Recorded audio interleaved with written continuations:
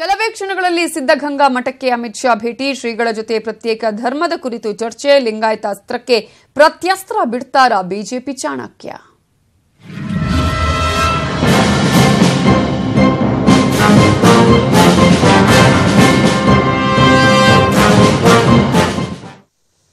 ಕೆಲವೇ ಕ್ಷಣದಲ್ಲಿ ಸಿದ್ಧಗಂಗಾ ಮಠಕ್ಕೆ ಬಿಜೆಪಿ ರಾಷ್ಟ್ರಾಧ್ಯಕ್ಷ ಅಮಿತ್ ಶಾ ಭೇಟಿ ಕೊಡಲಿದ್ದಾರೆ. ಸಿದ್ಧಗಂಗಾ ಶ್ರೀಗಳ ಜೊತೆ ಪ್ರತ್ಯೇಕ ಲಿಂಗಾಯತ ಧರ್ಮದ ರಚನೆ ಬಗ್ಗೆ ಕೂಡ ಅವರು ಮಾತುಕತೆಯನ್ನ ಮಾಡುವ ಸಾಧ್ಯತೆ ಇದೆ.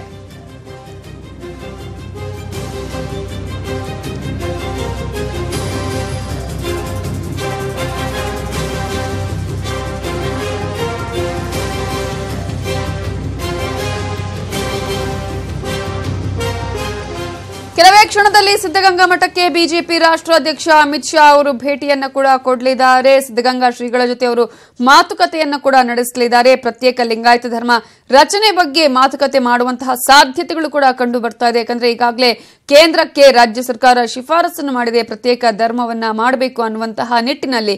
ಈ ಹಿನ್ನೆಲೆಯಲ್ಲಿ ಪ್ರತ್ಯೇಕ ಲಿಂಗಾಯತ ಧರ್ಮದ ಬಗ್ಗೆ ಕೇಂದ್ರದ ನಿಲುವಿನ ಬಗ್ಗೆ ಏನಾದರೂ ಶ್ರೀಗಳಿಗೆ ಹೇಳ್ತಾರಾ, ಅದರ ಬಗ್ಗೆ ಮಾತುಕತೆ ನಡೆಸ್ತಾರಾ ಅನ್ನುವಂತಹ ಕುತೂಹಲದ ಜೊತೆಗೆ ಲಿಂಗಾಯತರ ಮತಬೇಟೆಗೆ ಯಾವ ರೀತಿಯಾದಂತಹ ಒಂದು ಪ್ಲಾನ್ ಅನ್ನ ಹಾಕಿಕೊಂಡಿದ್ದಾರೆ. ಮೋದಿ ಆಪ್ತ ಅಮಿತ್ ಶಾ ಅವರ ಬಿಜೆಪಿ ಚಾಣಕ್ಯ ಯಾವ ರೀತಿಯಾಗಿ ಈ ಒಂದು ಲಿಂಗಾಯತ ಧರ್ಮದ ಮತಬೇಟೆಗೆ ಅಥವಾ ಲಿಂಗಾಯತರ ಮತಬೇಟೆಗೆ ಯಾವ ರೀತಿಯ ಪ್ಲಾನ್ ಅನ್ನ ಕೈಗೊಂಡಿದ್ದಾರೆ ಅನ್ನೋದು ಕೂಡ ಇವತ್ತು ಗೊತ್ತಾಗಲಿದೆ. ಇವಾಗ ಡೀಟೇಲ್ಸ್ ಕೊಡೋದಕ್ಕೆ ನಮ್ಮ ರಿಪೋರ್ಟರ್ ವಿಠಲ್ ಈಗ ನೇರ ಸಂಪರ್ಕದಲ್ಲಿದ್ದಾರೆ. ವಿಠಲ್, ಇನ್ನು ಕೆಲವೇ ಕ್ಷಣಗಳಲ್ಲಿ ಈಗಾಗಲೇ ಸಿದ್ಧಗಂಗಾ ಮಠಕ್ಕೆ ಬಿಜೆಪಿ ರಾಷ್ಟ್ರಾಧ್ಯಕ್ಷ ಅಮಿತ್ ಶಾ ಬರ್ತಾರೆ. ಯಾವ ರೀತಿಯ ಸಿದ್ಧತೆಗಳನ್ನ ಮಾಡಿಕೊಳ್ಳಲಾಗಿದೆ, ಎಷ್ಟೊತ್ತಿಗೆ ಬರುವಂತಹ ಸಾಧ್ಯತೆ ಇದೆ ಅಲ್ಲಿಗೆ?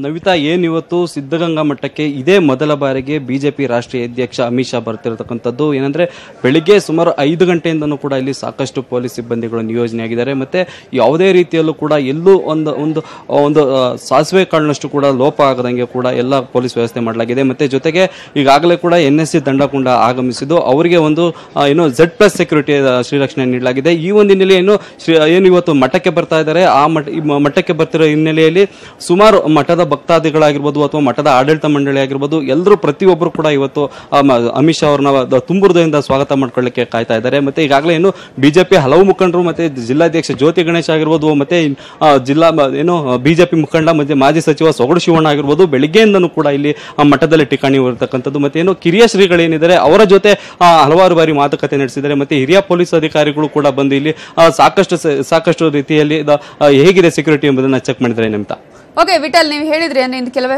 ಕ್ಷಣದಲ್ಲಿ ಅವರಲ್ಲಿಗೆ ಆಗಮಿಸ್ತಾರೆ, ಹಾಗಾಗಿ ಸಿದ್ಧತೆಗಳು ಮಾಡಿಕೊಳ್ಳಲಾಗಿದೆ. ಲಿಂಗಾಯತ ಸ್ವತಂತ್ರ ಧರ್ಮಕ್ಕೆ ಕೇಂದ್ರಕ್ಕೆ ಇವತ್ತು ಶಿಫಾರಸನ್ನು ಕೂಡ ಮಾಡಲಾಗಿದೆ. ಇದು ಕಾಂಗ್ರೆಸ್ಗೆ ಮತವಾಗಿ ಪರಿವರ್ತನೆ ಆಗತ್ತೆ ಅನ್ನುವಂತಹ ನಿಟ್ಟಿನಲ್ಲಿ ಬಿಜೆಪಿ ಇದನ್ನು ತನ್ನ ಮತ ಪರಿವರ್ತನೆಯಾಗಿ ಮಾಡ್ಕೊಳ್ಳೋದಕ್ಕೆ ಏನಾದರೂ ಪ್ಲಾನ್ ಅನ್ನು ಇವತ್ತು ಮಾಡ್ಕೊಳ್ಬಹುದಾ? ಮಠದ ಸ್ವಾಮೀಜಿಗಳ ಜೊತೆ ಇವತ್ತು ಅಮಿತ್ ಶಾ ಇದರ ವಿಷಯ ಮಾತನಾಡುವಂತಹ ಚಾನ್ಸಸ್ ಇದೆ. ಇದರ ಬಗ್ಗೆ ಏನಾದರೂ ಮುಖಂಡರುಗಳು ಇವತ್ತು ಹೇಳಿದಾರಾ, ಹೇಗೆ? ನಮಿತಾ, ಏನು ತುಮಕೂರು ಜಿಲ್ಲೆಯಲ್ಲಿ ಸಾಕಷ್ಟು ಈ ಒಂದು ಲಿಂಗಾಯತ ಪ್ರತ್ಯೇಕ ಧರ್ಮ ವಿಚಾರಕ್ಕೆ ಸಂಬಂಧಪಟ್ಟಂತೆ ಈಗಾಗಷ್ಟೇ ಸಾಕಷ್ಟು ಗೊಂದಲ ಆಗಿರತಕ್ಕಂಥದ್ದು. ಅದರಲ್ಲೂ ಪ್ರಮುಖವಾಗಿ ಲಾಸ್ಟ್ ಮೂಮೆಂಟ್ ಅಲ್ಲಿ ರಾಜ್ಯ ಸರ್ಕಾರ ಈ ಒಂದು ಕೇಂದ್ರ ಸರ್ಕಾರಕ್ಕೆ ಒಂದು ಶಿಫಾರಸು ನೀಡಿರುವಂತದ್ದು.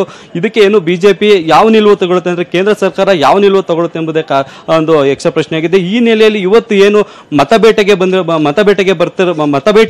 ಅಮಿತ್ ಶಾ ಬರ್ತಾರೆ ಅಂತಾನೆ ಹೇಳಲಾಗ್ತಾ ಇದೆ. ಯಾಕಂದ್ರೆ ಇಲ್ಲಿ ತುಮಕೂರು ಜಿಲ್ಲೆಯಲ್ಲಿ ಸಾಕಷ್ಟು ಲಿಂಗಾಯತ ಪ್ರಾಬಲ್ಯ ಇದೆ. ಇಲ್ಲಿ ವೀರಶೈವ ವರ್ಸಸ್ ಲಿಂಗಾಯತ ಪ್ರಭಾವಕ್ಕಿಂತ ವೀರಶೈವರ ಲೆಕ್ಕ ಹಾಕೋದಾದ್ರೆ ಅವರು 2.5 ಲಕ್ಷಕ್ಕಿಂತ ಜಾಸ್ತಿ ಇದ್ದಾರೆ. ಮತ್ತೆ ವೀರಶೈವರ ಮತಗಳನ್ನ ನೋಡೋದಾದ್ರೆ ಅವರು ಕೇವಲ 65ರಿಂದ 70,000 ಮಾತ್ರ ಇದಾವೆ. ಸೊ ಈ ಹಿನ್ನೆಲೆಯಲ್ಲಿ ಇಬ್ಬರನ್ನು ಒಟ್ಟುಗೂಡಿಸಿ ಏನಾದ್ರು ಇವರಲ್ಲಿ ವಿಶ್ವಾಸ ಮೂಡಿಸಿ ಎಲ್ಲೂ ಯಾವುದೇ ಕಾರಣಕ್ಕೂ ಕೂಡ ಬೇರೆ ಪಕ್ಷಕ್ಕೆ ಕಾಂಗ್ರೆಸ್ಗೆ ಮತ ಹಾಕಬಾರ್ದು ಎಂಬ ನಿಟ್ಟಿನಲ್ಲಿ ಎಲ್ಲ ಮುಖಂಡರುಗಳ ಜೊತೆನೂ ಕೂಡ ಅಮಿತ್ ಶಾ ಒಂದು ಚರ್ಚೆ ಮಾಡುವಂತ ಸಾಧ್ಯತೆ ಇದೆ. ನಮಿತಾ, ಓಕೆ ವಿಠಲ್, ಈಗ ಬೆಳಿಗ್ಗೆ ಈಗ ಇನ್ನು ಕೆಲವೇ ಕ್ಷಣದಲ್ಲಿ ಅಲ್ಲಿಗೆ ಆಗಮಿಸ್ತಾರೆ. ಹಾಗಾಗಿ ಇವತ್ತಿನ ಅವರ ಕಾರ್ಯಕ್ರಮಗಳು ಏನೇನು, ಸಿದ್ಧಗಂಗಾ ಮಠದಲ್ಲಿ ಎಷ್ಟು ಹೊತ್ತು ಅವರು ಇರ್ತಾರೆ, ಆ ನಂತರ ಪ್ಲಾನ್ಸ್ ಏನು ವಿಠಲ್?